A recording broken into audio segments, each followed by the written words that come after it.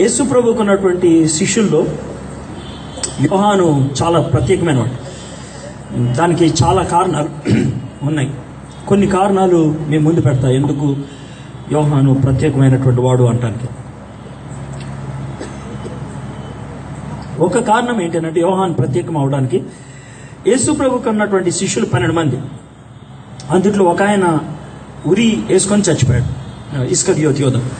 మిగిలిన 11 మందిలో 10 మంది ఇతరులు చంపేస్తే చచ్చిపోయారు. అందుకే వాళ్ళని హతసాక్షులు అంటారు. అందుట్లో 2 భారతదేశంలో చంపారు. ఒకళ్ళ గురించి మీ అందరికీ తెలిసిందే. చెన్నై పట్టణానికి దిగువ మైలాపూర్లో త్రిశూలంతో తోమాని చంపేశారు. రెండో వ్యక్తి బర్తులోమియా. ఈయన గురించి భారతదేశంలో ఎక్కువ మంది చెప్పుకోరు, కానీ చరిత్ర ప్రకారం కలకత్తా నుంచి ఆయన వారణాసి వెళ్తా ఉన్నప్పుడు ఆయన్ని 3 కత్తులతో పొడిసి చంపేశారు. ఆయన భారతదేశంలో దగ్గర ఒక సంవత్సరం లోపలే ఉన్నాడు కాబట్టి ఆయన పరిచర్య గురించి ఎవరు చెప్పుకోరు. భారతదేశానికి మొట్టమొదటిసారిగా మత్తయి సువార్తను గ్రీకు భాషలో తీసుకొచ్చింది బర్తులోమై. సో వీళ్ళిద్దరూ కూడా భారతదేశంలో చనిపోయారు. ఇది చిన్న చరిత్ర, జస్ట్ ఫర్ ఇంట్రెస్ట్. అయితే విషయం అది కాదు, కానీ మెయిన్ ఏంటంటే 10 మంది హతసాక్షులుగా చచ్చిపోయారు. యోహాను మాత్రమే, శిష్యులందరిలో యోహాను ఒక్కడే నార్మల్ డెత్, అంటే ముసలివాడిగా చచ్చిపోయాడు.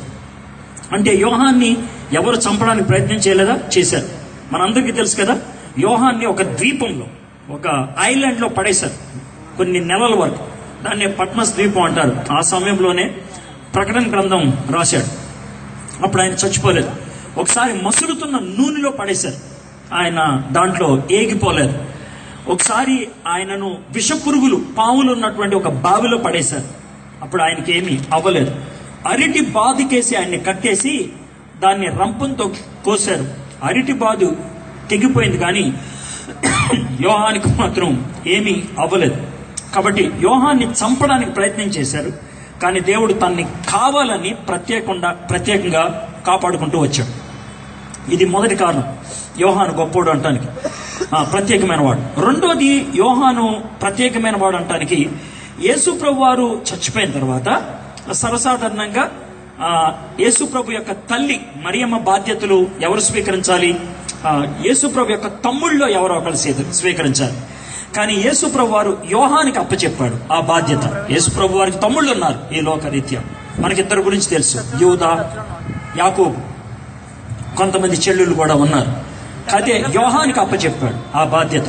అయితే మీలో కొంతమంది యోహాను యాకోబు అన్నదమ్ములు కదా అనేసి, నేను మాట్లాడుతుంది ఆ యాకోబు గురించి కాదు, ఇంకొక యాకోబు పత్రిక రాశాడే, ఆయన గురించి చెప్తూ ఉన్నాడు. ఆయన యేసు ప్రభు యొక్క తమ్ముడు, మరియమ్మకు పుట్టినటువంటి వాడు యోసేపు ద్వారా. కాబట్టి యేసు ప్రభు వారు యోహాన్ని బాగా ప్రేమించాడు. అందుకనే శిలువ మీద చచ్చిపోతున్నప్పుడు తల్లితో, అమ్మ ఈయన నీకు చూసుకుంటాడని యోహాను చూపించాడు. యోహాను అమ్మను నువ్వు చూసుకో అని చెప్పాడు. ఇది విషయం. యేసుప్రభు బాగా ప్రేమించినటువంటి శిష్యుడు అని చెప్పాలి. అందుకనే యేసుప్రభు వారు యోహానికి ప్రత్యేకమైనటువంటి ప్రత్యక్షతను ఇచ్చాడు. దానితో యోహాను రాసినట్లు ఇంకెవరు రాయలేదు. యేసుప్రభు గురించి పరిపూర్ణ విషయాలు యోహాను ఒక్కడే రాశాడు, ఇంకెవరు రాయలేదు. పరిపూర్ణ విషయాలు అని అంటే ఏంటి? యేసుప్రభు ముందెలా ఉన్నాడు, ఇప్పుడెలా ఉంటున్నాడు, భవిష్యత్తులో ఎలా ఉంటాడు, 3 విషయాలు రాసింది ఆయన ఒక్కడే. యోహాను భక్తుడు మొత్తం 5 పుస్తకాలు రాశాడు. యోహాను సువార్త, 3 పత్రికలు, ప్రకటన గ్రంథం, 5 పుస్తకాలు. ఈ 5 పుస్తకాల్లో యేసు ప్రభు గురించి 3 విషయాలు రాశాడు. యోహాను సువార్తలో యేసు ప్రభు ఎవరో ఆయన బయలుపరిచాడు, లేకపోతే పరిచయం చేశాడు. యేసు ప్రభు ఎవరు అనేది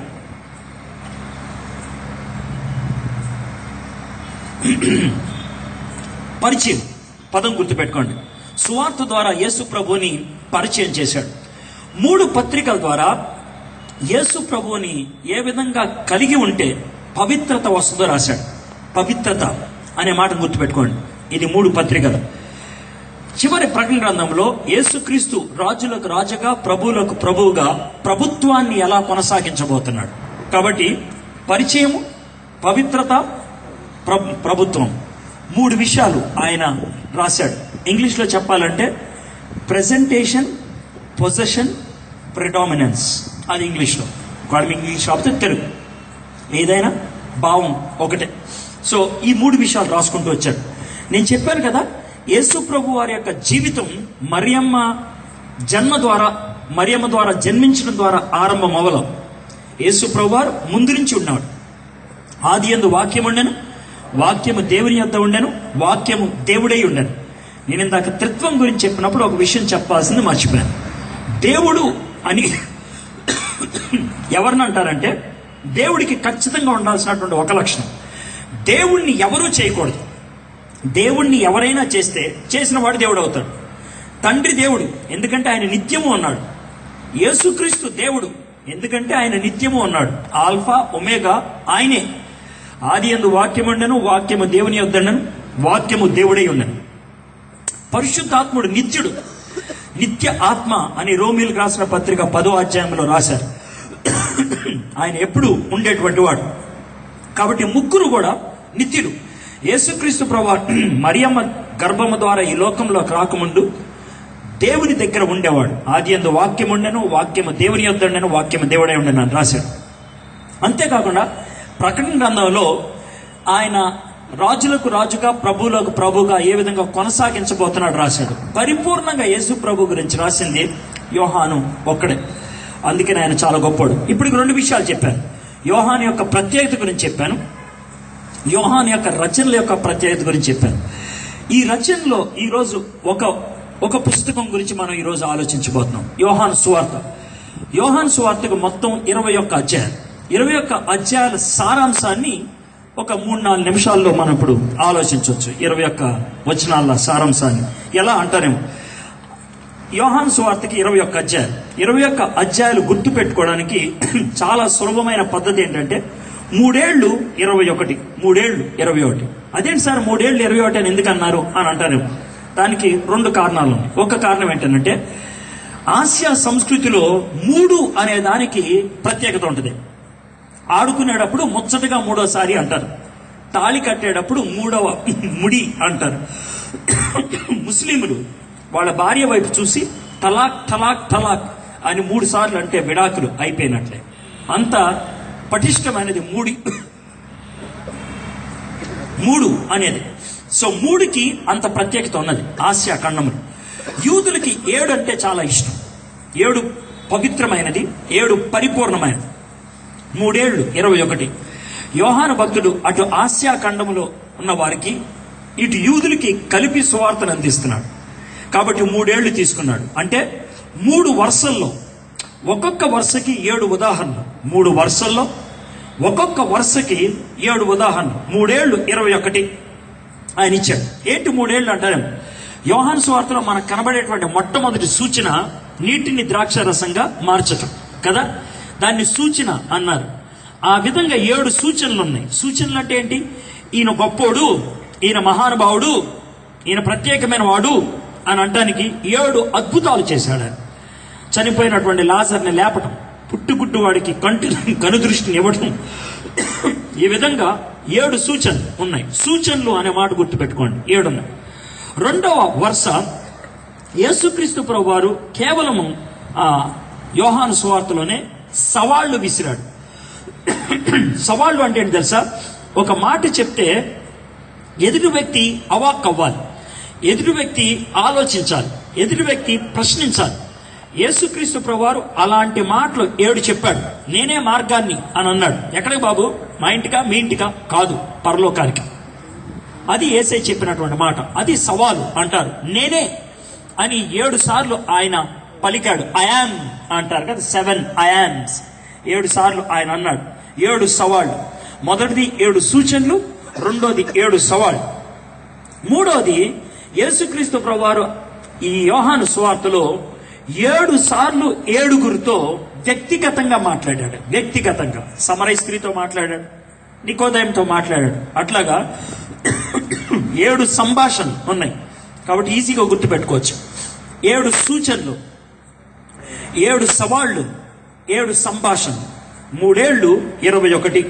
యేసుక్రీస్తు ప్రభువారి గురించి యోహాను భక్తుడు ఈ విధంగా 21 విషయాలు రాశాడు. అందుకనే 21 అధ్యాయాలు ఉన్నాయి. ఈ 21 అధ్యాయాల యోహాను సువార్తను ఎందుకు రాస్తున్నాడు? అవి మనం 2 వచనాల్లో చూద్దాం. మీ దగ్గర బైబిల్స్ ఉంటే యోహాను సువార్త 20వ అధ్యాయం 30వ వచనం. యోహాను సువార్త 20వ అధ్యాయం 30వ వచనం. 20వ అధ్యాయం 30వ వచనం నేను చదువుతాను. ఏమవుతుంది, మైక్ వద్దు, నన్ను ఇక్కడ పెట్టిందే చదవడానికి. మరి నాకు ఒక అసిస్టెంట్ అవసరం. నేను చదువుతాను. నేను ఆగింది నా బైబిల్ తీయడానికి, మీరు అందరూ తీస్తారు. ఓకే, ఈ 2 వచనాల మీద ఒక 5 నిమిషాలు గడుపుతాం, అందుకనే తీయండి. రైట్, చూద్దాం. మరియు అనేకమైన ఇతర సూచక క్రియలను యేసు తన శిష్యుల ఎదుట చేశాడు. అంటే మనకి అర్థమవుతుంది ఏంటంటే యేసయ్య చాలా అద్భుతాలు చేశాడు, చాలా సవాళ్లు విసిరాడు, చాలా సంభాషణలు చేశాడు. కానీ యోహాను మత్సుక్కి 21 తీసుకున్నాడు. మన అన్నం ఉడికిందో లేదో 2-3 మెతుకులు పితుకుతాం, అంతేగాని గుప్పుడు అన్నం ఆవిడ తీసుకొని పెతకడం. ఒకటి చెయ్యి కాలుతుందని, రెండోది అంత అవసరం లేదు. దాన్ని శాంపిల్ అంటారు. ఎవడైనా స్వీట్ షాప్కి వెళ్ళి స్వీట్ ఫ్రెషా ఓ చిన్న ముక్కి అంటారు, కానీ ఓ కేజీ అని ఎవడ అడగడు. శాంపిల్గా ఎవడైనా కేజీ తీసుకుంటాడా? తీసుకోడు. ఓ చిన్న మొక్క అడిగి తీసుకుంటాడు. అది మనం చేసేది. యోహాను భక్తుడు శాంపిల్ ఇచ్చాడు 21 విషయాలు. ఎందుకు ఇచ్చాడు చూద్దాం. అవి ఈ గ్రంథమందు రాయబడలేదు. అంటే అన్ని విషయాలు చేశారు, అవి రాయలేదు. ఎందుకు రాయలేదంటే అంత అవసరం లేదు, రెండోది సరిపోదు. అయితే యేసు దేవుని కుమారుడైన క్రీస్తు అని మీరు నమ్మునట్లును. అసలు ఎందుకు రాశాడంట? యేసు దేవుని కుమారుడైన క్రీస్తు అని మీరు నమ్మాలి. సింపుల్ గా చెప్పాలంటే యేసు క్రీస్తు అని మీరు నమ్మాలి. అది యోహాను యొక్క ఉద్దేశం. యేసు క్రీస్తు అని పిలుస్తూ ఉంటాం కదా, యేసు క్రీస్తు అని నమ్మటం ఏంటండి అనే మాట మీకు వస్తుంది. మీ అందరికీ ఆధార్ కార్డులు ఉండుంటాయి. మీ అందరికీ చాలా మందికి 18 ఏళ్ళు దాటిన వాళ్ళకి ఎలక్షన్ కార్డు కూడా ఉండుంటుంది. మీలో కొంతమంది పరాయి దేశం వెళ్ళే వాళ్ళకి పాస్పోర్ట్ కూడా ఉండుంటుంది. అయితే మీ ఆధార్ కార్డులో కానీ, ఎలక్షన్ కార్డులో కానీ, పాస్పోర్ట్లో కానీ మీ పేరు ఉంటుంది. ఉదాహరణకి మన సినిమా యాక్టర్ చిరంజీవి గారు ఉన్నారు కదా, ఆ చిరంజీవి గారికి ఏదో పేరు ఉండేది. ఇది వరకు శివవర ప్రసాద్ ఏదో ఉండేది. ఆయన పేరు మార్చుకొని చిరంజీవి అని పెట్టుకున్నాడు. అది గెజెట్ లో కూడా ఎక్కింది కాబట్టి అది ఆయన అఫీషియల్ పేరు అయిపోయింది, చిరంజీవి. కాబట్టి ఆయన ఆధార్ కార్డులో, ఆయన ఎలక్షన్ కార్డులో, ఆయన పాస్పోర్ట్ లో చిరంజీవి అని ఉంటుంది. చిరంజీవి గారు 120 సినిమాలో ఎన్నో నటించిన తర్వాత ఆయనకు బిరుదు ఇచ్చారు. ఆ బిరుదునే మెగాస్టార్ అంటారు. ఎందుకని ఆయన బిరుదు ఇచ్చారంటే బాగా నటిస్తాడు కాబట్టి. అందుకని ఆయనకి మెగాస్టార్ అని బిరుదు ఇచ్చారు. ఆయనకి నటిస్తాం వచ్చింది కాబట్టి మెగాస్టార్ చిరంజీవి అని మనం అంటూ ఉంటాం. అయితే పాస్పోర్ట్లో కానీ, ఆధార్ కార్డులో కానీ, ఎలక్షన్ల కార్డులో కానీ మెగాస్టార్ అని ఉంటుందా? ఉండదు. అది ఆయన బిరుదు. అంత దాకేందుకు? మన దేశానికి స్వతంత్రం తీసుకొచ్చింది ఎవరు? మహాత్మా గాంధీ. అయితే మహాత్మా గాంధీ గారి పాస్పోర్ట్ లో మహాత్మా అని ఉంటుందా? ఉండదు. మోహన్ దాస్ కరమ్చంద్ గాంధీ అని ఉంటది. మహాత్మా ఆయనకి ఇచ్చినటువంటి టైటిల్. అర్థమైందా? అంబేద్కర్ గారికి భారతరత్న అంబేద్కర్ అని అంటారు. ఆయన పాస్పోర్ట్ లో భారతరత్న ఉంటుందా? ఉండదు. అది ఆయనకి ఇచ్చినటువంటి టైటిల్. ఒకవేళ యేసు ప్రభు ఇప్పుడుంటే ఆయన ఆధార్ కార్డులో యేసయ్య అని ఉంటుంది, అంతే. క్రీస్తు అని ఉండదు. ఎందుకనంటే అది ఆయన పేరు కాదు, యేసయ్య ఆయన పేరు. మరి క్రీస్తు ఏంటి? చిరంజీవి గారికి మెగాస్టార్ అని ఎలా ఇచ్చారు? గాంధీ గారికి మహాత్మా అని ఎలా ఇచ్చారు? అంబేద్కర్ గారికి భారతరత్న అని ఎలా ఇచ్చారు? యేసయ్యకి క్రీస్తు అనే టైటిల్ ఇచ్చారు. మరి ఇంతకీ క్రీస్తు అంటే ఏంటండి అని అంటారేమో. క్రీస్తు అనేటువంటి గ్రీకు పదానికి అర్థం ఏంటి తెలుసా? ఎప్పుడైనా ఎవరైనా ఇద్దరు మాట్లాడుకుంటున్నారు అనుకోండి, ఒకడు అందుట్లో కొంచెం ఎక్కువ మాడుతూ ఉంటాడు, వాడిని ఓయేగాడ అంటాం మన భాషలో. కొంచెం ఎక్కువ మాడుతూ ఉంటే వాడిని చూసే ఉంటుంది, ఇడేమన్నా పెద్ద పోటుగాడా, ఇడేమన్నా పెద్ద దిగొచ్చాడా, ఏంటి ఎక్కువ మాడుతున్నాడేంటి అని అంటారు. అది మనం అనేటువంటి మాట. ఈడేమన్నా ఊడిపడ్డవాడా అని. ఇప్పుడు ఈ 3 మాటలు చూద్దాం. పోటుగాడా, దిగొచ్చాడా, ఊడిపడ్డాడా.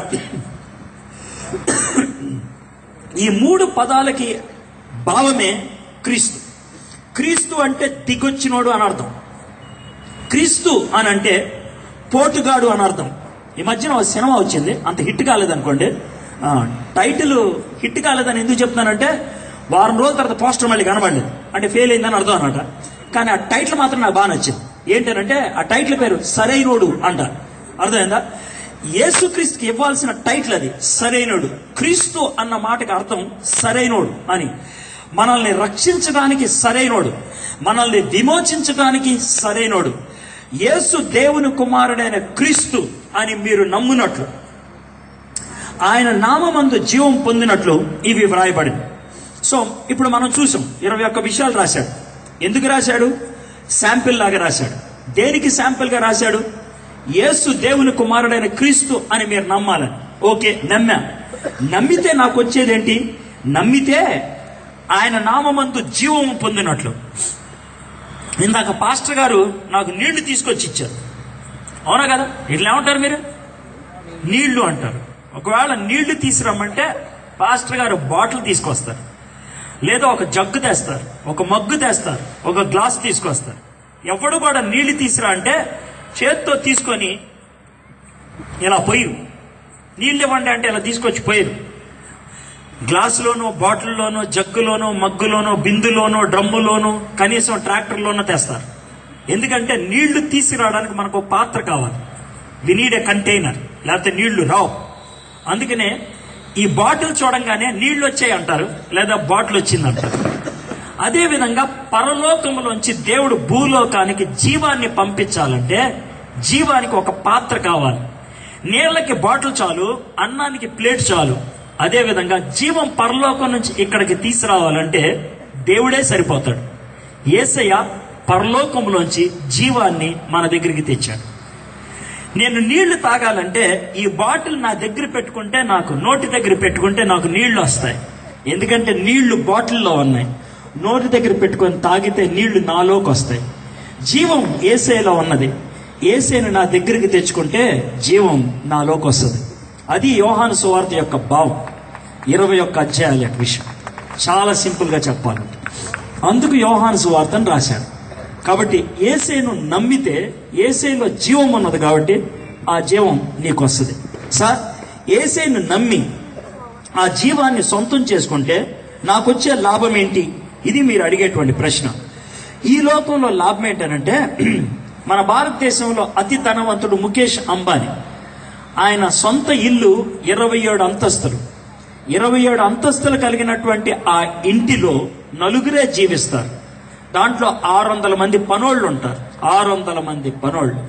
అయితే ముఖేష్ అంబానీ మిమ్మల్ని పిలిచి, నాకున్న ఒకడే ఒక కొడుకు కొంచెం పిచ్చోడు, కాబట్టి నిన్ను నా కొడుకుగా చేసుకుంటా, నిన్ను నా కూతురుగా చేసుకుంటా అంటే మీరు ఎలా ఫీల్ అవుతారు?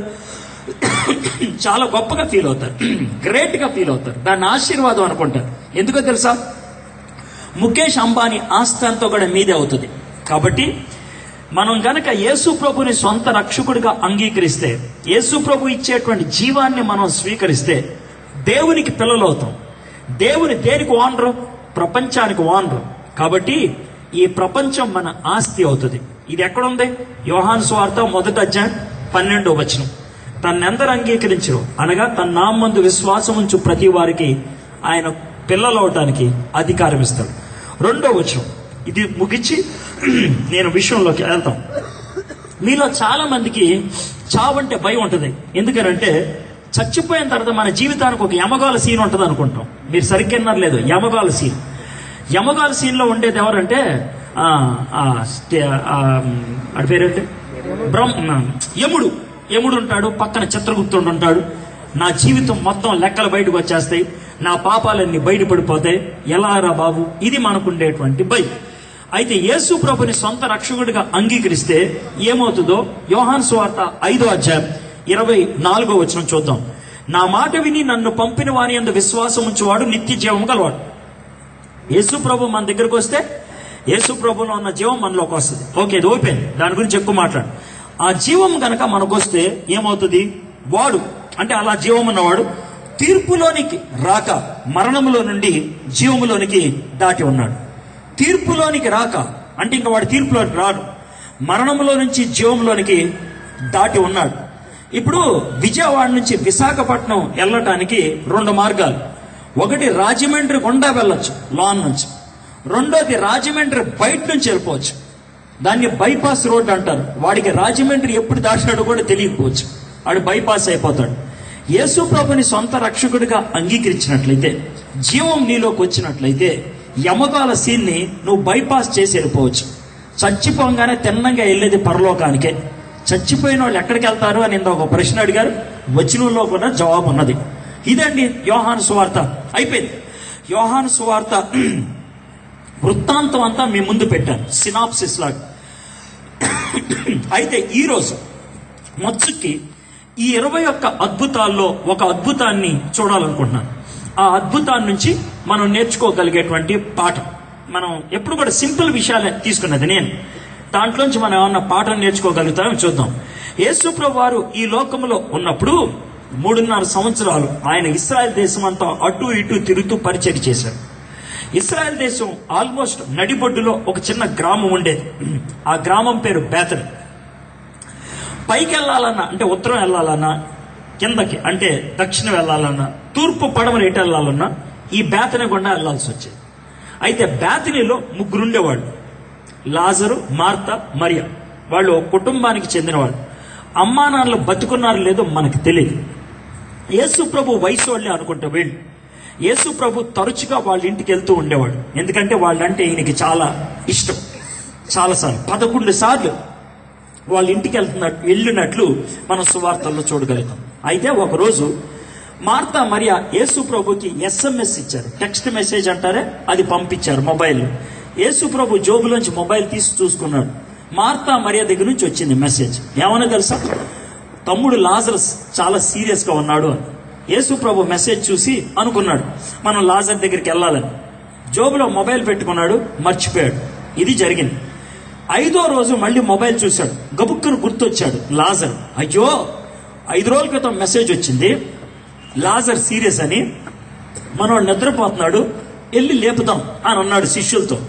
శిష్యులకి ఎవరికి అర్థం కాలేదు. ఏమంటే, మీ ఫ్రెండ్ ఎవడైనా విశాఖపట్నంలో ఉన్నాడు అనుకో, మీలో ఎవడైనా బస్ స్టాండ్కి వెళ్ళి ఎరా ఎక్కడికి వెళ్తున్నారు అంటే విశాఖపట్నం. ఎందుకు అంటే మా మిత్రుడు విశాఖపట్నంలో నిద్రపోతున్నాడు అని లేపడానికి అంటారా మీరు? అనరు. లేపడానికి ఎవడో బస్సు ఎక్కి వెళ్ళడం. అయితే యేసు ప్రభు ఏమంటాడు తెలుసా? మనం బేతని వెళ్ళి ఆయన్ని లేపుదాం అంటే శిష్యులకి అర్థం కాల. నిద్రపోయేవాడిని దగ్గరున్నవాడు ఎవడో ఒకడు లేపుతాడు కదా, ఈయనెందుకు లేపడం అని అనుకున్నాడు. కానీ యేసు ప్రభు యొక్క భావం ఒకటే, లాజర్ అప్పటికే చచ్చిపోయాడు, చనిపోయినటువంటి లాజర్ని లేపడానికి అని దేవుని యొక్క ఉద్దేశం. సరే వెళ్ళారు. బేతని అనే ఊరి దగ్గరికి వెళ్ళంగానే విషయం అర్థమైంది. మార్త మరియా లబో దిబో ఏడ్చుకుంటూ దగ్గరకు వచ్చారు. వస్తే వాళ్ళు అన్నారు, అయ్యా 4 రోజుల క్రితమే సహోదరుడు చచ్చిపోయాడు, నువ్వు ఇప్పుడు వచ్చావా అని ఏడుస్తా ఉన్నాడు. 4 రోజులు అనేది చాలా ప్రాముఖ్యమైన విషయం. ఎందుకు 4 రోజులు ప్రాముఖ్యమైంది అని అంటే, మనం 1 నిమిషంలో రోజు మార్చవచ్చు. ఎలాగంటారేమో 11:59 నా కూతురు పుట్టింది అనుకోండి, ఓ 10 నిమిషాల తర్వాత మీరు ఎవరన్నా వచ్చి మీకు పాప ఎప్పుడు పుట్టిందండి అంటే నిన్న పుట్టిందండి అంటారు. ఎందుకంటే 11:59 నిన్న, 12 దాటిన తర్వాత ఈ రోజు. 1 నిమిషంలో రోజు మార్చవచ్చు. 24 గంటల్లో 3వ రోజుకి వెళ్ళొచ్చు. కానీ 4వ రోజుకి వెళ్ళాలంటే 48 గంటలు దాటాల్సిందే. లాజర్ చనిపోయి 4 రోజులైంది అంటే ఏంటి? 48 గంటలు దాటేసింది. దానికి ఎందుకు సార్ ఇంత హడావిడి చేస్తున్నారు అంటారేమో. యూదులు నమ్మేది, డాక్టర్లు నమ్మేది ఒకటే, ఒక ఆరోగ్యవంతమైనటువంటి శరీరం కుళ్ళు పట్టడం మొదలు పెట్టేది చచ్చిపోయిన తర్వాత 36 గంటల తర్వాత. చచ్చిపోయినటువంటి ఆరోగ్యవంతమైనటువంటి శరీరం కుళ్ళు పట్టడం మొదలు పెట్టేది 36 గంటల తర్వాత. యేసు ప్రభు చనిపోయి 36 గంటల లోపలే తిరిగి లేచాడు. యేసు ప్రభు చనిపోయింది శుక్రవారం మధ్యాహ్నం 3 గంటలకి, శనివారం మధ్యాహ్నం 3 గంటలకి 24 గంటలు, ఆదివారం కోడి కూసే టైము తెల్లవారుజాము 3 గంటలు. దాని లోపల లేచిపోయాడు యేసయ్య. అంటే 36 గంటల లోపల లేచాడు. యేసు ప్రభు యొక్క శరీరం కుళ్ళు పట్టలేదు. కీర్తనలో వచనం ఉంటుంది, నా అభిషిక్తుని యొక్క శరీరాన్ని కుళ్ళు పట్టనీనని. కానీ లాజర్ విషయం అది కాదు. ఆయన చనిపోయి 48 గంటలు అయిపోయింది, కుళ్ళు పట్టేసింది. అందుకని యేసు ప్రభు ఎక్కడుంది ఆయన శవం అని అడిగితే, వద్దు ప్రభా కుళ్ళు పట్టేసింది అని అన్నాడు. లేదు తీయండి అని బలవంతంగా తీపిచ్చాడు. కుళ్ళు పట్టినటువంటి లాజర్ని లేపాడు యేసయ్య. మహా అద్భుతం, చాలా అద్భుతం. ఇది విషయం. ఆ అద్భుతం జరగగానే మార్తా, మరియా, లాజరు ముగ్గురు యేసు ప్రభు చుట్టూ చేరిపోయారు. యేసయ్యా, ఎంత గొప్పోడివి, ఈ అద్భుతమైన కార్యం చేశాం, కాబట్టి మేము ఒక చిన్న కృతజ్ఞత మీటింగ్ పెట్టుకోవాలనుకుంటున్నాం, నీ క్యాలెండర్ చూసి ఏ రోజు ఖాళీ ఉందో చెప్తావా అని అన్నాడు. యేసయ్య వెంటనే తన ట్యాబ్ తీశాడు, మొబైల్ తీశాడు, క్యాలెండర్ చూసి రేపు ఆదివారం ఖాళీ అని అన్నాడు. వెంటనే నెక్స్ట్ ఆదివారం వాళ్ళు మీటింగ్ పెట్టేశారు. ఆ మీటింగ్ లో యేసయ్య స్పీకర్, యేసయ్య మాట్లాడేశాడు. చాలా మంది వచ్చారు, వాళ్ళందరికీ భోజనం పెట్టారు. ఆ భోజన పంక్తిలో జరిగినటువంటి విషయాన్ని ఈ రోజు మనం చూడబోతున్నాం. బైబిల్స్ ఉన్నట్లయితే యోహాను సువార్త 12వ అధ్యాయం, యోహాను సువార్త 12వ అధ్యాయం. మనం 11 వచనాలు మాత్రమే ఇప్పుడు ధ్యానం చేస్తాం. యోహాను సువార్త 12వ అధ్యాయం 11 వచనాలు. ఈ 11 వచనాల్లో ఏముందో మీకు కథలాగా ముందే చెప్పేస్తాను. జరిగిందేంటి తెలుసా? యేసు ప్రభు అక్కడ భోజనానికి వచ్చినప్పుడు మార్తా, లాజరు, మరియా యేసు ప్రభుకి ఏదో సేవ చేస్తా ఉన్నారు. తర్వాత ఇంకొంతమంది మనుషులు ఆయన చుట్టూ ఉన్నారు. అక్కడ 5 రకాలైనటువంటి మనుషులు అక్కడ కనబడతారు యేసు ప్రభు చుట్టూ. అది యేసు ప్రభు చుట్టూ ఉన్న వాళ్లే. అయితే ఈ రోజు ఈ భాగాన్ని మీకు చదివినిపించడంలో నేను ఒక పని చేయబోతున్నా. ఏంటి అనంటే, అద్దాన్ని చూపిస్తే, మీకు అద్దం, మిర్రర్ చూపిస్తే మీకు ఎవరి మొహం కనబడుతుంది? మీదా, మీ ఆయనదా, మీ భార్యదా, మీ కొడుకుదా, మీ తల్లిదా? కాదు, మీ ముఖమే కనబడుతుంది. దేవుని వాక్యం అద్దం. దేవుని వాక్యాన్ని మీకు చూపిస్తే మీ మొహం దాంట్లో కనబడుతుంది. ఓకే, సో కాబట్టి మీ ముఖాన్నే చూసుకోండి. ఇది ఆడు, ఇది అని అనుకోవద్దు. ఈ 5 క్యారెక్టర్స్ ని మీ ముందు పెడతాను. ఇక్కడ కూర్చున్నటువంటి మీరంతా ఒకవేళ చర్చికి వెళ్లే వాళ్ళు అయితే, ఇక్కడ కూర్చున్నటువంటి మీరంతా క్రైస్తవులైతే, ఇక్కడ కూర్చున్నటువంటి మీరంతా యేసు ప్రభుతో ఏదో విధమైనటువంటి సంబంధం ఉన్నవాళ్ళు అని అనుకున్నట్లయితే, ఈ 5గురిలో ఎవరో ఒకళ్ళు మీరు అయి ఉండాలి. ఈ 5గురిలో అయితే మీరెవరో చూడండి. ఎవరు? ఇందుట్లో 3 మంచోళ్ళు, 2 చెడ్డోళ్ళు. 3 మంచోళ్ళ జాబితాలో మీరుంటే ప్రైజ్ ద లార్డ్. 2 చెడ్డవాళ్ళ జాబితాలో మీరుంటే మీ జీవితాన్ని సెట్ రైట్ చేసుకోండి. అది మనం ఈ రోజు చేసేటువంటి పని. ఓకే, చూద్దామా? యోహాను సువార్త 12వ అధ్యాయం.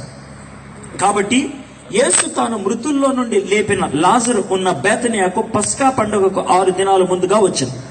అక్కడ వారు ఆయనకు విందు చేసింది. నేను చెప్పినటువంటి బ్యాక్గ్రౌండ్ అది మీకు మొత్తం స్టోరీ లాగా చెప్పుకుంటూ వచ్చాను కదా. ఇప్పటి నుంచి క్యారెక్టర్స్ చూద్దాం. ఒక్కొక్క క్యారెక్టర్. 2వ వచనం, మార్తా ఉపచారము చేసింది. ఇది మొదటి క్యారెక్టర్. ఉపచారం చేయటం అంటే ఏంటి తెలుసా? భోజనం చేసేటప్పుడు ఆనియన్స్ ఏమంటారా, కొంచెం పెప్సీ తాగుతారా, కొంచెం కలర్ రైస్ అయినా, కొంచెం పీసెస్ ఏమంటారా, కొంచెం గోంగూర చట్నీ వేసుకోండి. ఇది ఉపచారం అంటే. సర్వ్ చేయటం. యేసయ్య అక్కడ భోజనం చేస్తా ఉంటే మార్తా సర్వ్ చేస్తా ఉంది. ఆమె ఉపచారం చేస్తా ఉంది. ఒకవేళ ఉపచారం చేస్తున్న మార్త దగ్గరికి వెళ్ళి, అమ్మా ఎందుకు నువ్వు ఉపచారం చేస్తున్నావు, ఎందుకని యేసయ్యకి అంత హడావిడి చేస్తున్నావు అంటే, ఆమె ఇచ్చేటువంటి జవాబు ఎలా ఉంటుంది తెలుసా? ఓయ్, నీకు బుద్ధి ఉందా లేదా, అదేం ప్రశ్నయా అని అంటుంది. ఏ అని అంటే, యేసయ్య అంటే ఏమనుకున్నావు? ఆయన ఏం చేశాడు అనుకున్నావు? చచ్చిపోయినటువంటి మా బ్రదర్ని, కుళ్ళిపోయినటువంటి మా బ్రదర్ని తిరిగి లేపాడు. ఆయన మాకెంత సేవ చేశాడో మీకేం తెలుసయా? ఆయన మాకంత సేవ చేశాడు కాబట్టి కృతజ్ఞతగా నేను ఈ చిన్న సేవ చేస్తున్నాను. కుళ్ళు పట్టినటువంటి నా సహోదరుని జీవంలోకి తీసుకొచ్చినటువంటి యేసయ్యకి ఒక ఉల్లిపాయ వేయటం పెద్ద విషయమా? ఒక చికెన్ పీస్ వేయటం ఒక పెద్ద విషయమా? గోంగూర చట్నీ ఒక చెంచాడు వేయటం పెద్ద విషయమా? అది చిన్న విషయమయ్యా.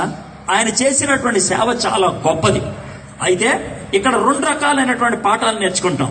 ఒక పాఠం ఏంటి అని అంటే, సేవ అనేది ప్రతి మతంలో ఉంటది. హిందువులు, ముస్లింలు, బౌద్ధ మతస్థులు, క్రైస్తవులు, జైన మతస్థులు, ప్రపంచంలో ప్రతి మతానికి చెందిన వాళ్ళు సేవ చేస్తారు. దాంట్లో ఎటువంటి అనుమానం లేదు. అయితే క్రైస్తవత్వాన్ని పక్కకు పెట్టి మిగిలిన మతాల వాళ్ళందరినీ, అంటే హైందవులు కానీ, ముస్లింలు కానీ, బౌద్ధ మతస్థులు కానీ, జైన మతస్థులు కానీ కూర్చోపెట్టి, అయ్యా మీరెందుకు సేవ చేస్తున్నారు అని అంటే వాళ్ళు ఒకే ఒక ఆన్సర్ చెప్తారు. ఏమన్నా తెలుసా?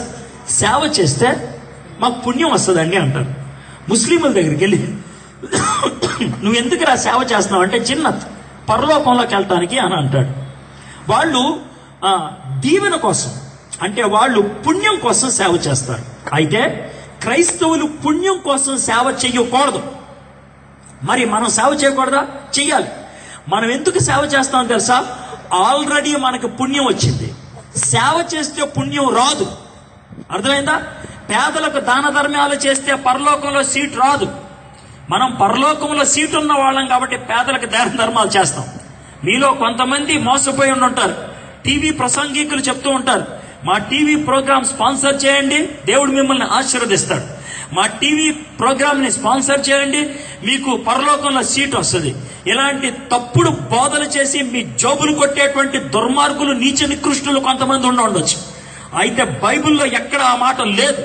బైబిల్లో చాలా స్పష్టంగా ఎఫెసీయులకు రాసిన పత్రిక 2వ అధ్యాయం 8-9 వచనాల్లో విశ్వాసము ద్వారా కృపచేతనే మీరు రక్షింపబడి ఉన్నారు, ఇది మీ వలన కలిగినది కాదు. కాబట్టి రక్షింపబడినటువంటి ఏ వ్యక్తి కూడా కాలర్ ఎగరేసుకోవడానికి అవకాశం లేదు, గొప్పగా చెప్పుకోవాల్సినటువంటి అవకాశం లేదు.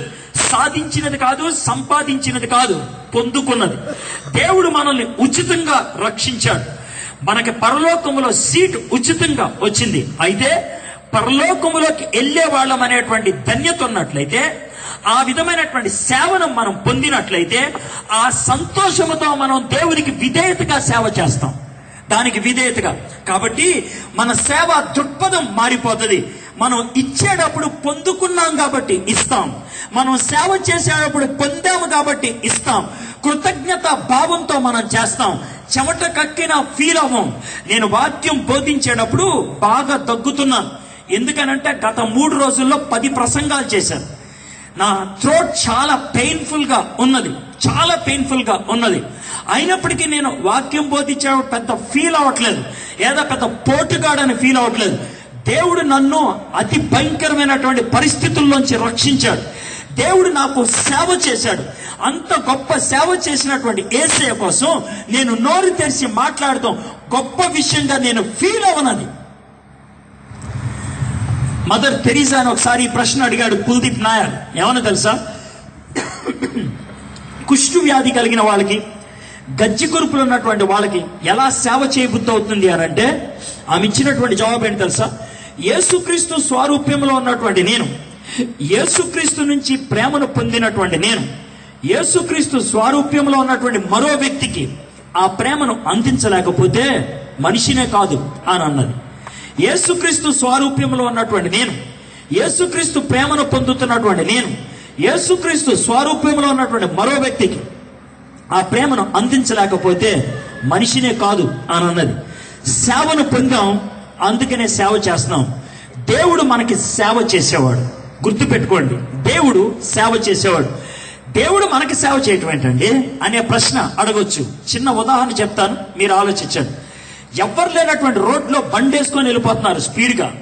అయితే గుంటలో పడి బండి మీద పడిపోయారు. బండి మీ మీద ఉందే, లెగలేకపోతున్నారు. ఎవడో నీకు తెలియనటువంటి వాడు వచ్చి ఆ బండి లేపి మిమ్మల్ని పక్కన కూర్చోపెట్టి ఒక బాటిల్తో నీళ్లు ఇస్తే మీరు నీళ్లు తాగి ఏమంటారు తెలుసా? సార్, ఎవరు సార్ మీరు? ఏం పేరు సార్? దేవుళ్లాగా వచ్చారు అని అంటారు. దేవుళ్లాగా వచ్చారు అని ఎందుకన్నారు తెలుసా? మీరు పడి ఉన్న చోటకు వచ్చి మీకు సేవ చేశాడు కాబట్టి. సేవ చేసినవాడు దేవుడు అవుతాడు కానీ సేవ చేయించుకున్నవాడు దేవుడు కాదు. ఓం శ్రీ దరిద్ర నారాయణ నమః అని అన్నది యజుర్వేదం. నారాయణుడే, కానీ మన కోసం దరిద్రుడు అవ్వడానికి ఇష్టపడాలి. ఆయన దేవుడే, దేవుడిగా ఉండటం భాగ్యమని ఎంచుకొనలేదు. తన్ను తాను రిక్తునిగా చేసుకున్నాడు, తగ్గించుకున్నాడు. మానవుడిగా ఈ లోకంలోకి రావడానికి ఇష్టపడ్డాడు. శిలువ మరణము పొందినంతగా, దాసుని స్వరూపము ధరించుకున్నంతగా తన్ను తాను తగ్గించుకున్నాడు. దేవుడు దాసుడు అయ్యాడు. యేసుక్రీస్తు ప్రభువారు చిట్ట చివరగా శిష్యులకి నేర్పించినటువంటి పాఠం ఏంటి తెలుసా? పాదాలు కడగటం. అది దాసుడు చేయాల్సినటువంటి పని. దేవుడు సేవ చేయటానికి రాలేదు, సేవ చేయించుకోవడానికి రాలేదు, సేవ చేయటానికి ఆయన వచ్చాడు. ఆయన మనకి సేవ చేశాడు. రెండో పాఠం ఇది. ఆ సేవను నువ్వు పొందినట్లయితే, తిరిగి సేవను చేయకుండా ఉన్నట్లయితే ఎంత దౌర్భాగ్యమో ఆలోచించండి. 2 విషయాలు. సేవను పొందకుండా సేవ చేసి పరలోకాన్ని పొందటం అంటే బుద్ధిహీనత. సేవను పొంది సేవ చేయకుండా ఉండటం అనేది మూర్ఖత్వం. బుద్ధిహీనులుగా ఉండద్దు, మూర్ఖులుగా ఉండద్దు. యేసు ప్రభుని రక్షకుడిగా అంగీకరించండి, ఆయన సేవలో మనం కూడా ఉందాం. ఇది మార్త నుంచి మనం నేర్చుకునేటువంటి పాఠం. మీరు మార్త లాంటి వాళ్ళ? Praise the lord. రెండో వ్యక్తి ఎవరో చూద్దాం. లాజరు ఆయనతో కూడా భోజనమునకు కూర్చున్న వారిలో ఒకడు. లాజరు యేసుప్రభు పక్కన కూర్చొని భోజనం చేస్తున్నాడు. యేసుప్రభు ఆ మీటింగ్ లో చీఫ్ గెస్ట్ పక్కన ఎవరిని కూర్చోబెడతారు? పనికి మాలిన వాళ్ళు కూర్చోబెట్టరు. చీఫ్ గెస్ట్ పక్కన కొంచెం ప్రాముఖ్యత కలిగిన వాళ్ళు, అదే హోదా కలిగిన వాళ్ళు ఎవరైనా ఉంటే వాళ్ళని కూర్చోపెడతారు. మీకందరికీ అక్కడ సీట్లు వేశారు, ఇక్కడ కొంచెం వేరే రంగు సీట్లు వేశారు. అర్థమైందా? ఇక్కడ ఉన్న వాళ్ళని విఐపీలు అంటారు. అర్థమైందా? వాళ్ళు ఎందుకు విఐపీలు అయ్యారో, ఎలాంటి విఐపీలో మనకు తెలియదు. కుర్చీలు వేసిన వాళ్ళు వేసింది అది ఉద్దేశం. అక్కడ కూర్చున్న వాళ్ళు ఆర్డినరీ. ఇక్కడికి ఎవడైనా చెత్త కాగితాలు ఎత్తేవాడు కూర్చుంటే ఊరుకుంటారా? లేదు, ఆడిని లేపి అక్కడ కూర్చోబెడతారు. ఎందుకంటే ఆడి సీట్ అది కాదు. యేసు ప్రభు పక్కన ఎవడు పడితే ఆడు కూర్చోడానికి లేదు. యేసు ప్రభుతో కొత్తో గొప్ప సరితూగేవాడు కూర్చోగలగాలి. యేసు ప్రభు పక్కన లాజర్ని కూర్చోబెట్టారు. యేసు ప్రభులో ఏముందో లాజర్లోకి అదొచ్చింది. అందుకనే లాజర్ సరితూగేవాడు అయ్యాడు. యేసు ప్రభువులో యోహాను సువార్త ప్రకారం ఏముందని తెలుసుకున్నాం? జీవం ఉందని తెలుసుకున్నాం. లాజర్లోకి ఏమొచ్చింది? జీవం వచ్చింది. జీవము కామన్ ఫ్యాక్టర్ కాబట్టి వాళ్ళిద్దరూ పక్క పక్కన కూర్చోగలిగారు. సహవాసం అంటారు. సహ అంటే పక్క పక్కన, వాసం అంటే కూర్చోవటం, నివసించడం, ఉండగలగటం. పక్కన ఉండగలిగేది కామన్ ఫ్యాక్టర్ ఉన్నవాడే. నీకు అర్థమయ్యే భాషలో చెప్తాను, మీరు గమనించండి. నాకు క్రికెట్ అంటే ఇష్టం. మీలో ఎవరికైనా ఫుట్బాల్ అంటే ఇష్టం అనుకోండి, మన ఇద్దరం ఎంతసేపు మాట్లాడుకుంటాం? సరిగ్గా 5 నిమిషాలే. ఆ తర్వాత మాట్లాడుకోలేం. ఇంకా పచ్చి భాషలో చెప్పంటారా?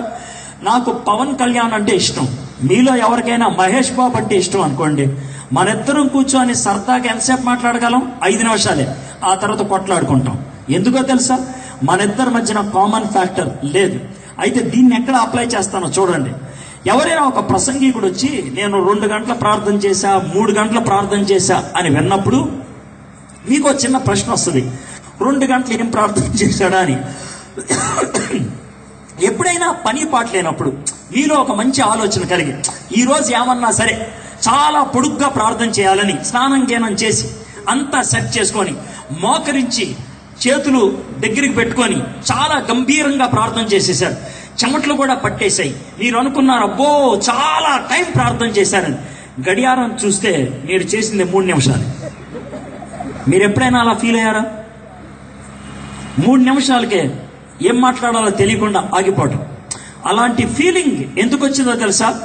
యేసు ప్రభువుకి నీకు కామన్ ఫ్యాక్టర్ ఏమీ లేకపోతే ఎక్కువసేపు మాట్లాడుకోవడానికి ఏమి ఉండదు. యేసు ప్రభువులో ఉన్న జీవం నీలోకి వస్తే మీరిద్దరూ కూడా జీవం కలిగిన వాళ్ళైతే సహవాసం ఎక్కువసేపు ఉంటుంది. సహవాసాన్ని ఇంగ్లీష్లో ఫెలోషిప్ అంటారు. ఇంగ్లీష్లో ఫెలోషిప్ని ఒక ఆయన ఇలా డిఫైన్ చేశాడు, వివరించాడు. Fellows in the same ship. ఒకే పడవలో ఉన్నటువంటి 2 వ్యక్తులు, వాళ్ళ గమ్యం ఒకటే, మార్గం ఒకటే. యేసు ప్రభుతో ఫెలోషిప్లో ఉన్నావా? అప్పుడు యేసు ప్రభు పక్కన ఉండగలుగుతావు, ఆయనతో ఎక్కువసేపు గడపగలుగుతావు. మార్త సేవను పొందింది, సేవ చేసింది. లాజర్ జీవాన్ని పొందాడు, సహవాసాన్ని ఇచ్చాడు. 3వ వ్యక్తి ఎవరో చూద్దాం. అప్పుడు మరియ మిక్కిలి విలువ గల అచ్చ జటామాంస అత్తర ఒక సేరున్న ఎత్తు తీసుకొని యేసు పాదములకు పూసి తన తల వెంట్రుకలతో ఆయన పాదములు తుడిచారు. ఇల్లు ఆ అత్తర వాసనతో నిండారు.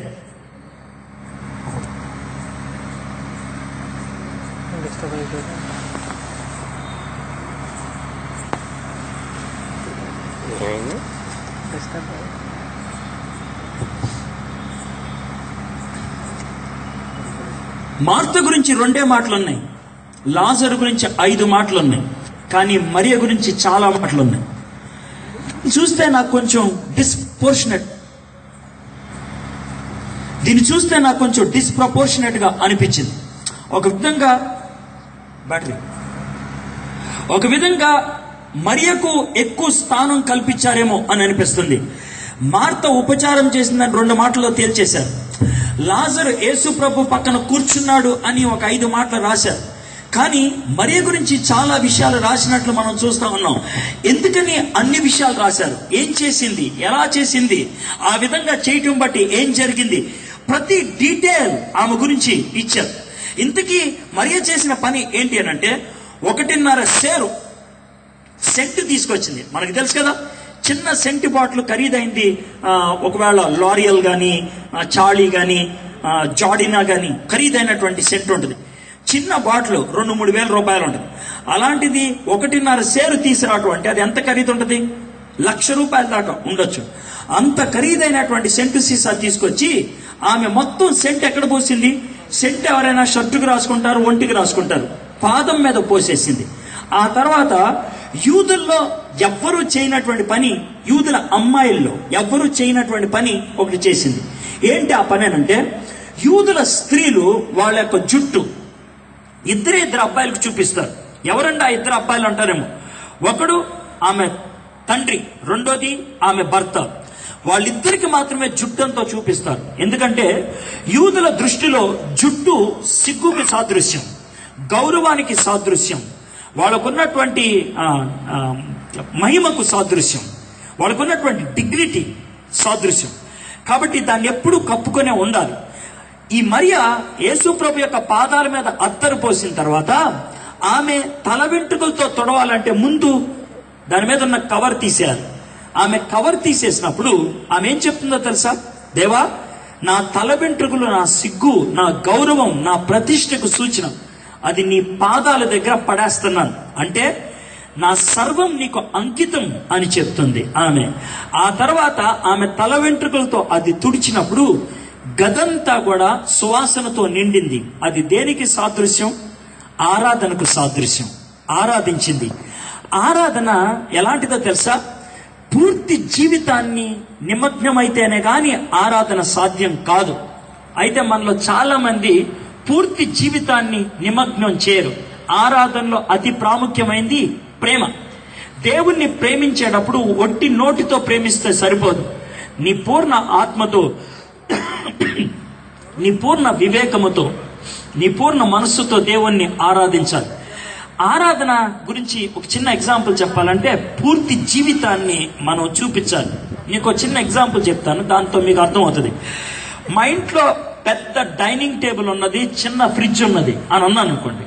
మా ఇంట్లో పెద్ద భోజనపు బల్ల ఉన్నది, చిన్న ఫ్రిడ్జ్ ఉన్నది అని అంటే మీరు నవ్వుతారు.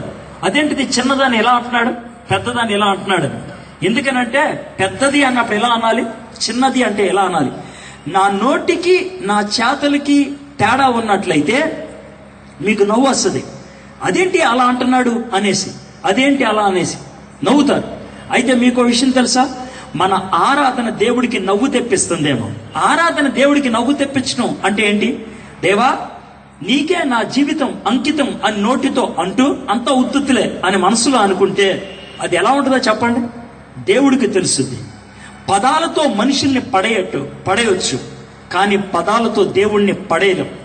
ఇలాంటి అద్భుతమైనటువంటి మీటింగ్లోకి వచ్చి స్తోత్ర బలి అని పాడి గేటు దాటిన తర్వాత బహుబలి ఎప్పుడు రిలీజ్ అవుతురా అంటే ఎలా ఉంటుంది? అది బాగోదు. ఇక్కడ ఉన్నంతసేపు మార్గము చూపుము ఇంటికి అనే పాట పాడి గేటు దాటిన తర్వాత అత్తోరింటికి దారి టికెట్ దొరుకుద్దా అని అడిగితే ఎలా ఉంటుంది? మీలో చాలా మంది ఆ టైప్ అని నాకు తెలుసు. మీరు నోటితో ఆరాధిస్తారు, బతుకు మాత్రం చాలా దూరం ఉంటుంది. కానీ దేవుణ్ణి మనం మోసం చేయలేం. మరియా హృదయపూర్వకంగా ఆరాధించింది, దేవుని నుంచి ప్రేమ పొందింది, దేవుణ్ణి ఆరాధించడం మొదలుపెట్టింది.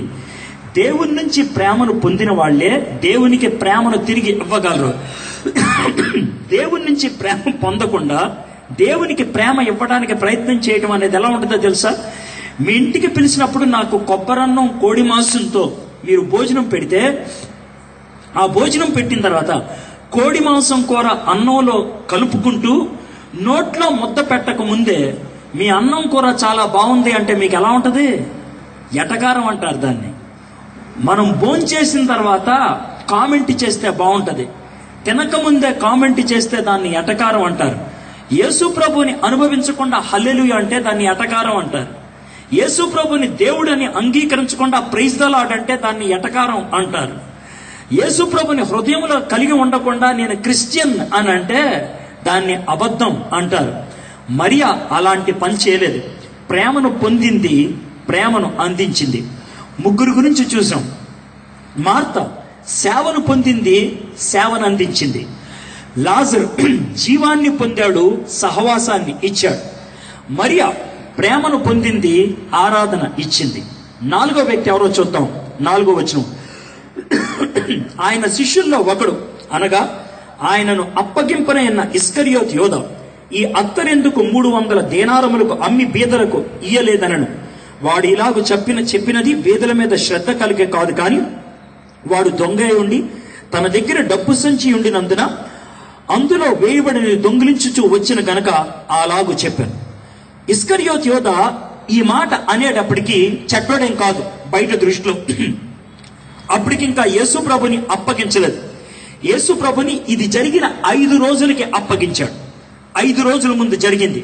ఒకవేళ ఇస్కరియోతు యోధ ఈ మూమెంట్ లో స్టేజ్ మీదకి వస్తే మన కిషోర్ గారు ఇస్కరియోతు యోధాని ఎలా పిలుస్తాడు తెలుసా? ఇస్కరియోతు యోధ గారు యేసు ప్రభు యొక్క 12 మంది శిష్యుల్లో ఒకడు. ఎంతో ప్రయత్నం చేస్తే, ఎంతో ప్రయాసపడితే ఒప్పుకొని వచ్చాడు. ఆయన అభిషిక్తుడు, ప్రత్యేకమైనటువంటి వరాలు కలిగినటువంటి వాడు. యేసు ప్రభు యొక్క కమిటీలో 3.5 సంవత్సరాలు ట్రెజరర్ గా ఉన్నటువంటి ఏకైక వ్యక్తి, అనేక అద్భుతాలు చేసినటువంటి వాడు అని ఇస్కరియోతు యోధ అని పిలిచుండేవాడు. ఇస్కరియోతు యోధాకి లోకరీత్యా చాలా డిగ్రీలు ఉన్నాయి, కానీ ఇస్కరియోతు యోధాకు ఒకటి లేదు. ఏంటి తెలుసా? యేసు ప్రభుతో 3.5 సంవత్సరాలు ఉన్నా యేసు ప్రభు లోనకి రాలేదు, ఆయన బయటే ఉన్నాడు. ఇక్కడ కూర్చున్న మీలో కొంతమంది ఆ టైపు. ప్రతి వారం చర్చికి వెళ్తారు. ఇక్కడ మీటింగులు పెడితే ప్రతి మీటింగ్ లో హాజరు మీరే. ఖచ్చితంగా వచ్చేసి ముసుగు కప్పుకొని మరి వాక్యం వినేసి వెళ్ళిపోతారు. ఎటువంటి అనుమానం లేదు. మీరు దేవునికి పక్కనే ఉంటారు, సంఘానికి పక్కనే ఉంటారు, కానీ లోన మాత్రం దేవుడు ఉండడు.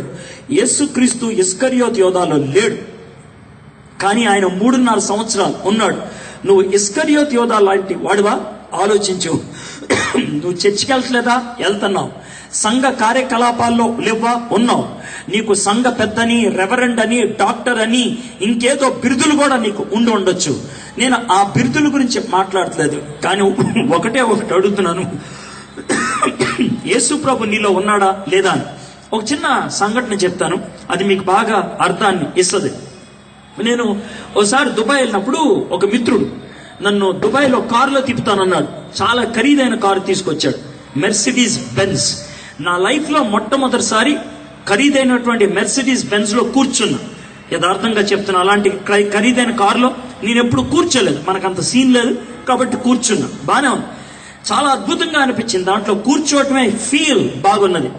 ఆయన కార్ డ్రైవ్ చేస్తూ ఏమన్నాడు తెలుసా? అన్న, ఈ కార్ ఎంతో తెలుసా? ఇండియన్ కరెన్సీలో 70 లక్షల రూపాయలు అన్నాడు. ఆయన పెద్ద ఓనర్ లాగా ఫీల్ అవుతున్నాడు. కాదు, అది ఆయన షేక్ది, ఆయన డ్రైవర్ మాత్రమే. పోన్లేండి, ఏదో ఒకటి డ్రైవరో గీవరో ఆయన నడుపుతున్నాడు, నేను ఎందుకు కాదన్నది. సరే, కొద్దిసేపు నాకు జోబులోంచి ఒక మొబైల్ తీసి నాకు ఇచ్చాడు.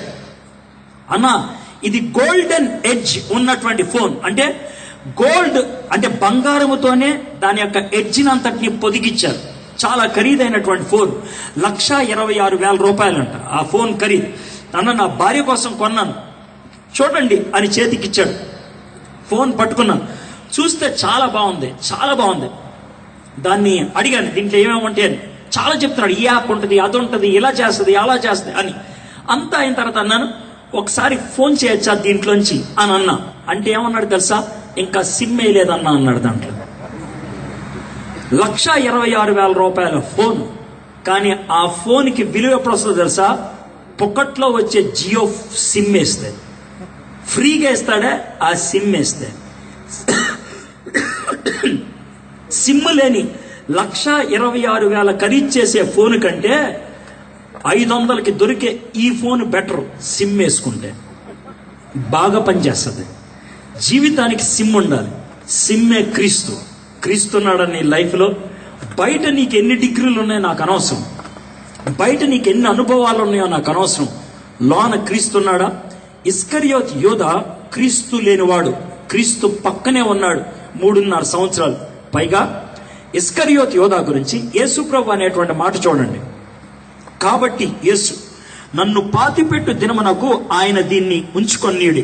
బీదలు ఎల్లప్పుడు మీతో కూడా ఉందురు గాని నేనెల్లప్పుడు మీతో ఉండనని చెప్పాను. ఇస్కరియోతు యోధా డబ్బులతో లెక్కేస్తున్నాడు. మీలో కొంతమంది మీటింగ్కి వస్తే నాకేంటి లాభం అని అడుగుతారు. ఛార్జీలు ఇస్తారా, భోజనం పెడతారా, ఆటో ఖర్చులు ఇస్తారా, మాకేమన్నా గిఫ్ట్ ఇస్తారా? మీలో కొంతమంది పాస్టర్లు ఉంటారు. సేవకుల సదస్సు అని పెడతాడు. సేవకులు రావడానికి డబ్బులు ఇస్తే గాని రారు, గిఫ్ట్ ఇస్తే గాని రారు. కానీ పేరు మాత్రం ఉంటది సేవకులని. ప్రతిదీ కూడా డబ్బులతో లెక్కేస్తారు.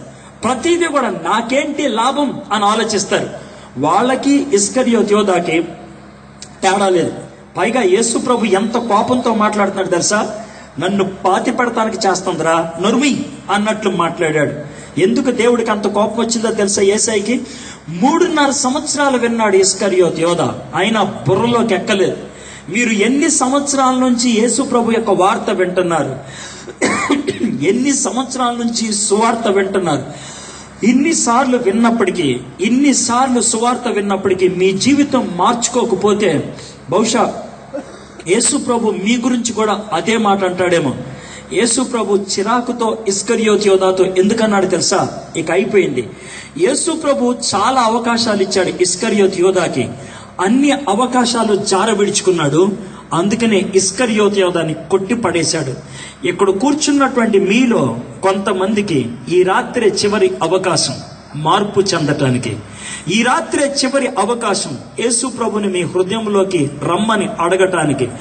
ఈ రాత్రి ఈ అవకాశాన్ని జార విడుచుకుంటే లైఫ్ లో మళ్ళీ దొరకదేమో. ఇలాంటి అవకాశం లైఫ్ లో మళ్ళీ దొరకదేమో. ఆలోచించండి. ఇస్కరియోతు యోధా లాంటి వాళ్ళ 4వ క్యారెక్టర్ అయిపోయింది.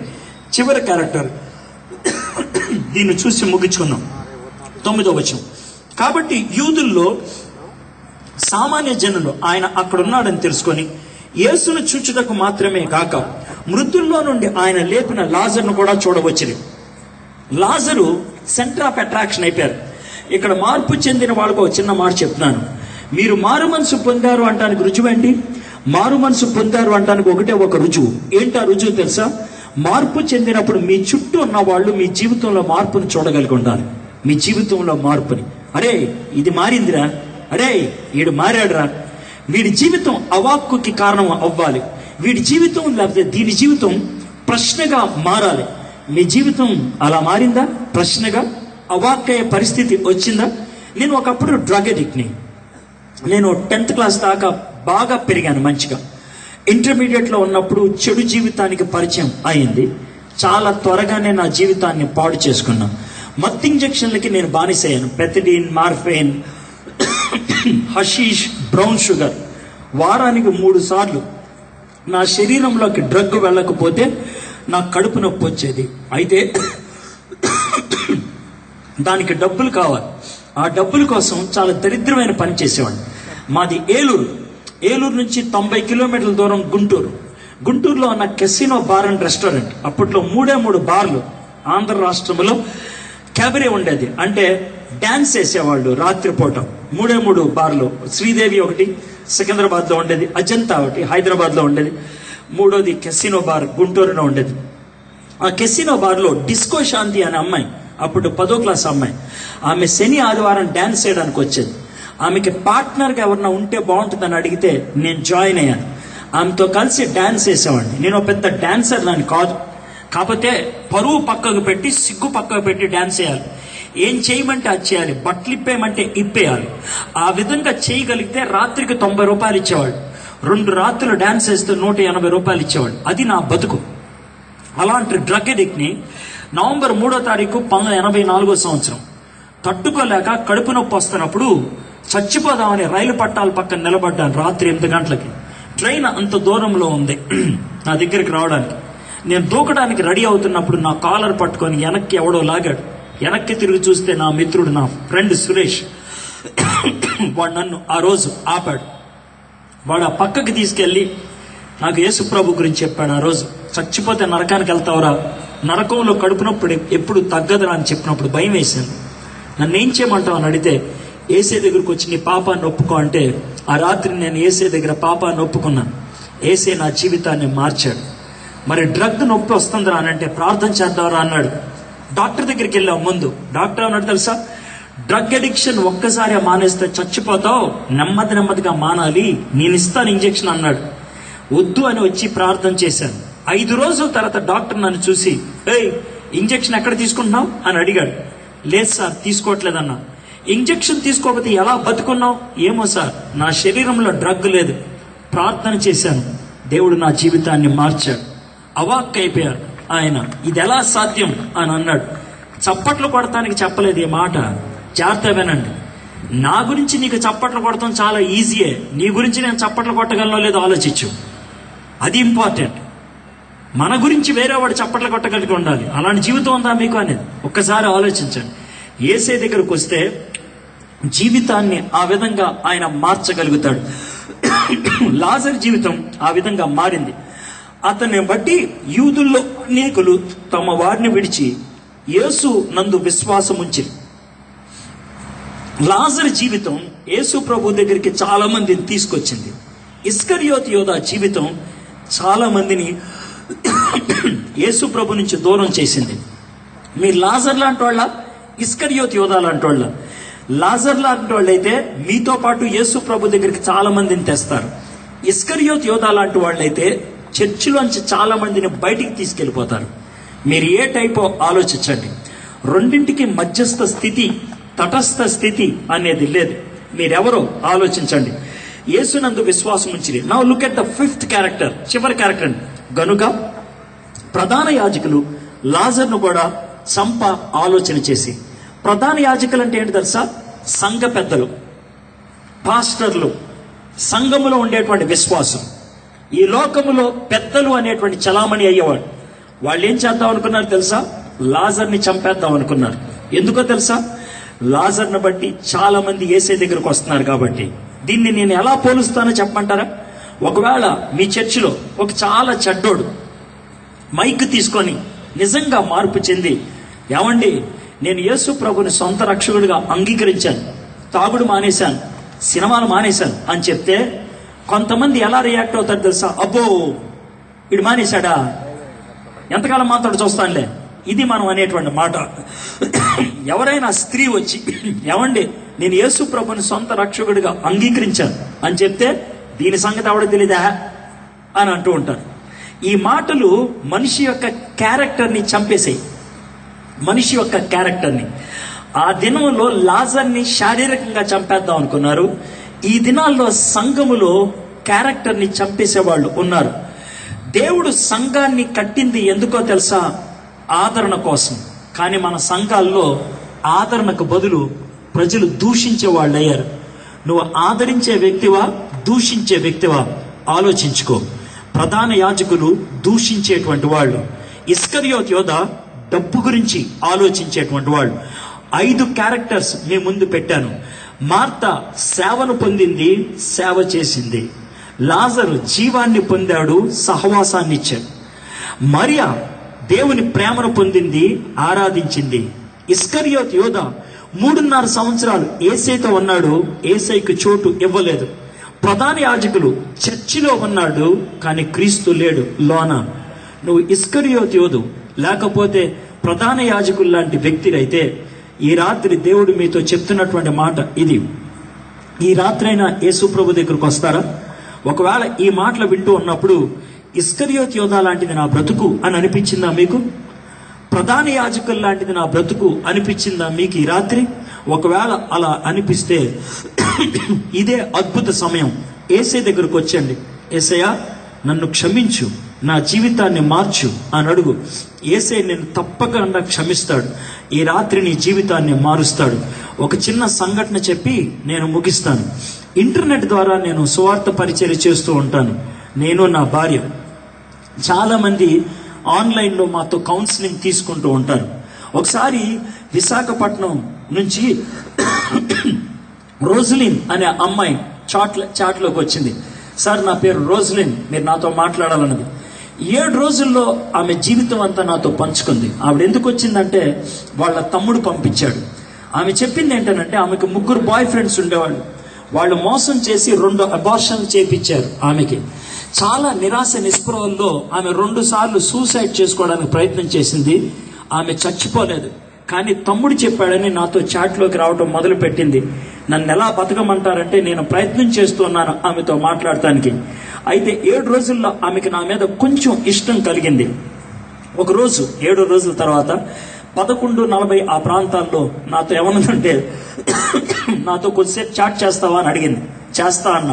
అయితే ఒక 20 నిమిషాలు నా ఒక్కదానితోనే ఎవరితో చాట్ చేయొద్దన్నది.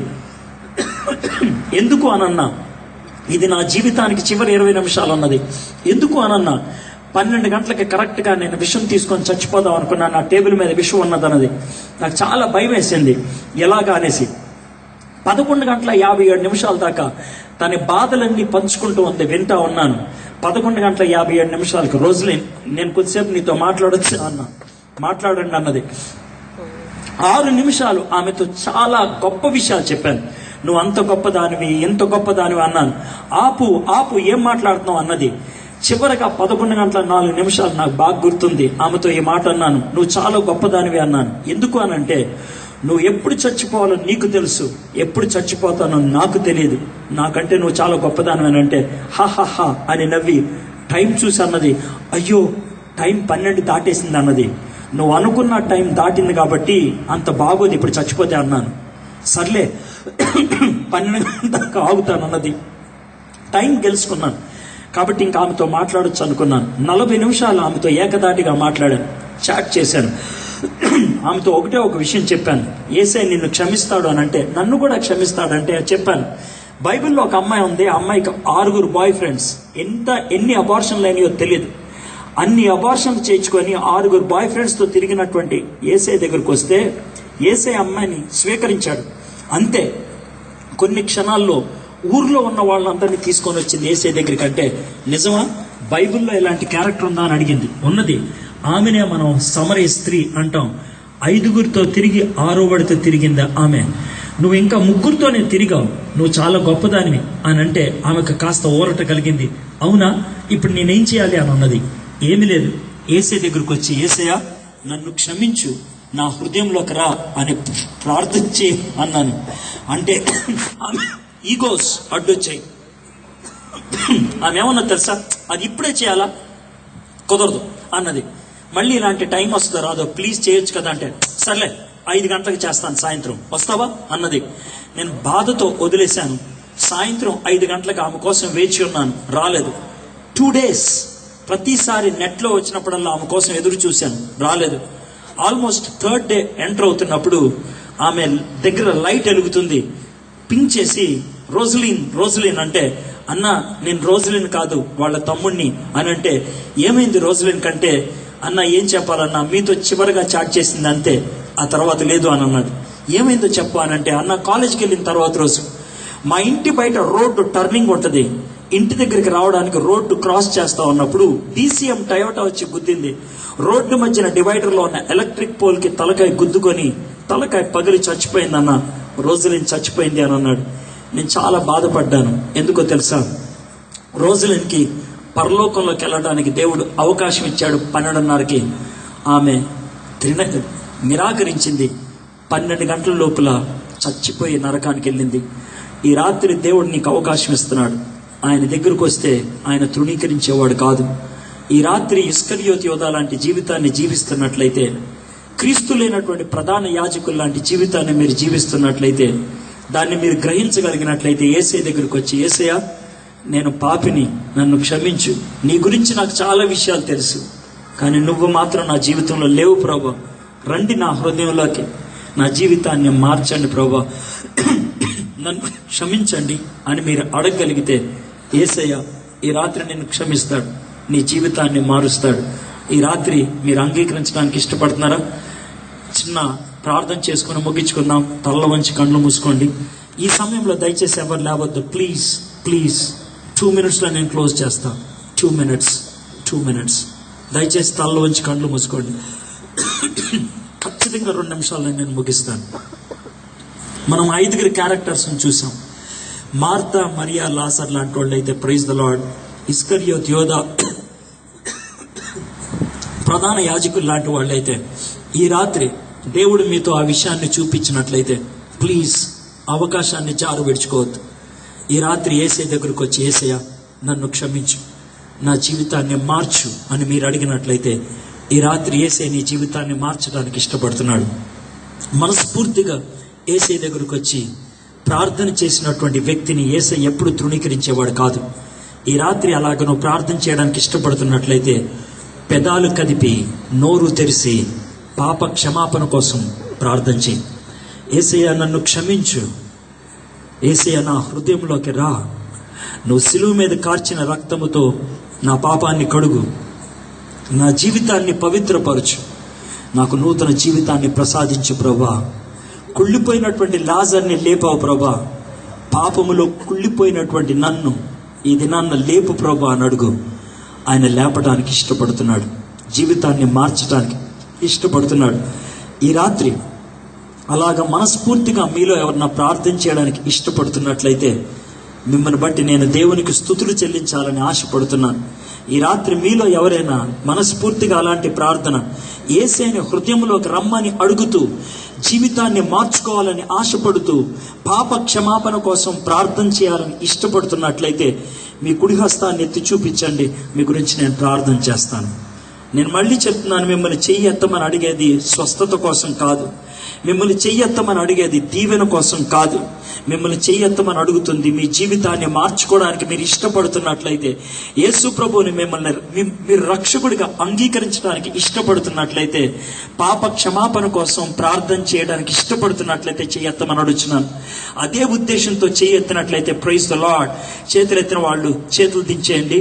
ఎవరైతే చేతులు ఎత్తారో దయచేసి ఉన్న చోటను ఒకసారి లేచి నిలబడండి. ఎవరైతే చేతులు ఎత్తారో భయపడద్దు, సిగ్గుపడద్దు. ప్రైవేట్ డెసిషన్కి పబ్లిక్ డిక్లరేషన్ ఉంటుంది. మీ హృదయంలో యేసు ప్రభు యందు విశ్వాసం ఉంచారు, మీరు లేచి నిలబడటం బట్టి ఇక్కడ మీరు ఒప్పుకుంటున్నారు. Praise the lord. ఎవరైతే చెయ్యెత్తారో మీ యొక్క కుడి హస్తాన్ని మీ యొక్క గుండె మీద పెట్టుకోండి. ఎవరైతే చెయ్యెత్తారో వాళ్ళు, నేను ఒక చిన్న ప్రార్థన చెప్తాను, మనస్ఫూర్తిగా ఆ ప్రార్థన మీ వెంట చెప్పండి. యేసయ్యా, నేను పాపము చేశాను, నీ గురించి చాలాసార్లు విన్నాను, కానీ నిన్ను నా జీవితంలోకి అంగీకరించలేదు, నా పాపాన్ని ఒప్పుకోలేదు, నా జీవితాన్ని మార్చుకోలేదు. యేసయ్యా, నన్ను క్షమించు. యేసయ్యా, ఈరోజు నా హృదయంలోకి రండి, మీ రక్తములో నా జీవితాన్ని కడగండి, నన్ను నూతన వ్యక్తిగా మీరు చేయండి. ఈనాటి నుంచి నీకు సాక్షిగా నిత్య జీవాన్ని ప్రబోధించడానికి నన్ను వాడుకోండి. ఈ ప్రార్థన విన్నందుకు మీకు వందనాలు. యేసే నామములో అడుగుచున్నాను. ఆమేన్, ఆమేన్. దయచేసి కూర్చోండి. మా దేవా, మా ప్రభువా, ఈ తొలి దినం మీరు మాతో మాట్లాడినందుకే మీకు వందనాలు చెల్లిస్తున్నాను ప్రభా. ఈరోజు ఎంతమంది అయితే ప్రభా నీ యందు విశ్వాసం ఇచ్చారు, ఎంతమంది అయితే తమ నోరు తెరిచి ప్రార్థన చేశారు, ఎంతమంది అయితే లేచి నిలబడి ప్రభా తమ యొక్క విశ్వాసాన్ని వ్యక్తీకరించుకున్నారు, వారి యొక్క హృదయాలు చూసావని నీకు వందనాలు చెల్లిస్తున్నాను ప్రభా. యథార్థంగా పాపాన్ని ఒప్పుకున్న ప్రతి వ్యక్తిని క్షమించే దేవుడు ప్రభా. వారికి ఆ పాప క్షమాపణ ఉన్నదనే నిశ్చయతను మీరు అనుగ్రహించమని అడుగుచున్నాను. మీరు దీవించండి, ఆశీర్వదించండి. మొండి వైఖరితో ఇంకెవరన్నా కూర్చున్నట్లయితే వారితో కూడా మీరు మాట్లాడండి ప్రభా. రేపు ఇంకా ఆశీర్వాదకరంగా ఈ మీటింగ్ని చేయమని యేసు ప్రభువు దీవెనామమున వేడుకుంటున్నాం తండ్రి. ఆమేన్.